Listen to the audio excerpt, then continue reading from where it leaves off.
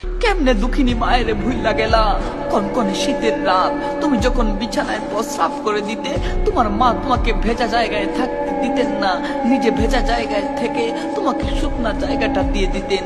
তুমি যখন আবার ওই শুকনা জায়গায় প্রস্রাব করতে তোমার মা তোমাকে তার বুকের উপর রাখতেন।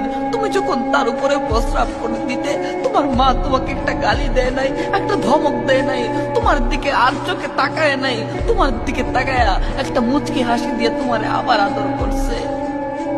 সেই মা কেন আজ তোমার থেকে ওষুধের জন্য চায়া টাকা নেয়? তোমার মা কেন আজ তোমার থেকে চায়া শীতের জন্য একটা জামা নেয়? তোমার মা কেন আজ তোমার থেকে চায়া একটা কম্বল দেয়?